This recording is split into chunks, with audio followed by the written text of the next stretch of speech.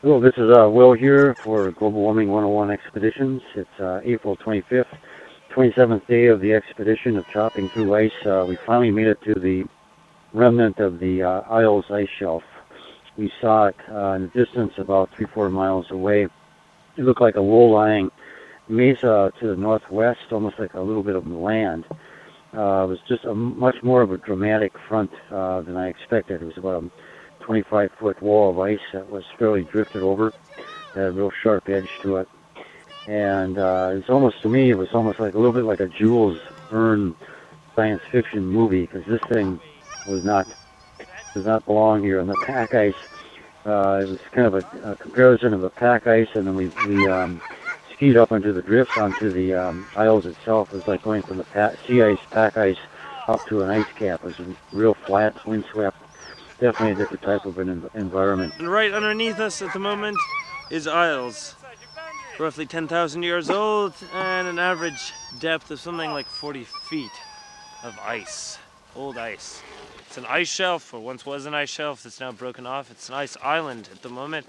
It's kind of one of the last remaining ice islands. Most of the other big ones, T1 through 3, some of the other fun ones all broke off a long time ago, kind of in the 50s, 60s, and 70s, floated around the Arctic Ocean and eventually disintegrated. So it's pretty rare to have an ice island left over at the moment. This one has drifted, unlike most of the other ones that have drifted into the Arctic Ocean, this one's drifted down into the islands of northern Canada, which makes it slightly different. It's already broken in half once. This is just half of the chunk that once was the Isles ice shelf. The other half is on the other side of this island, you can see in the background. No, it's nice, but it's sad in the same way. Guess shouldn't really have been here, but it's special. 10,000 years old. Well, this is one of the Isles, or remains of the Isles ice shelf, named after Adam Isles, who was a young team member on the Nares expedition in the 1875-76, which is a big Royal Navy expedition.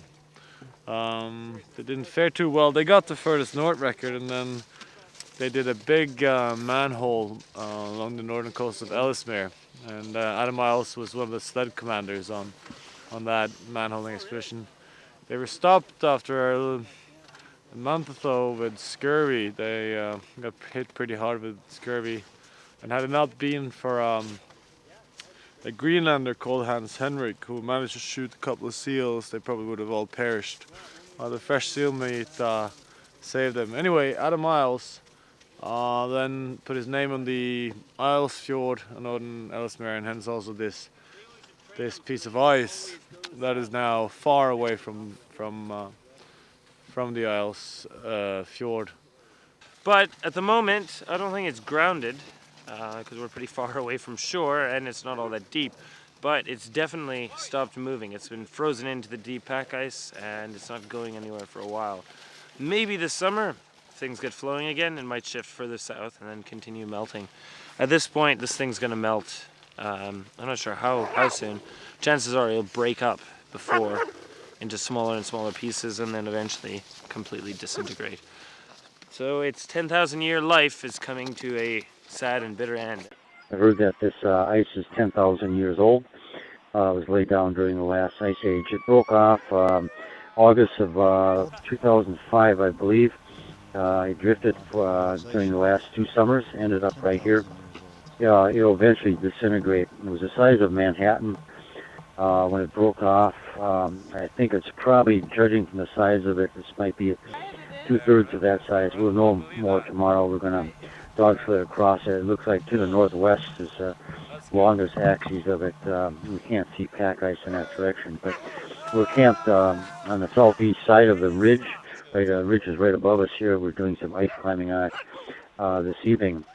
We're in a leeward shelter of the wind. The northwest wind is blowing over the top here, so we have a very nice sheltered camp today. So this is one of a big landmark for us on the expedition. We're going to head out around the ice shelf tomorrow, and then head north up to northern Axel Hyber. We're hoping for maybe a break Beautiful to get here, 27 days of travel. We're now heading over to Axel Heiberg Island, which will be much more dramatic, and very looking forward to getting over there. Sort of a little stop-off point now, and we're looking forward to getting over to the other side. This is Will here at the Isles Ice Shelf. Over and out.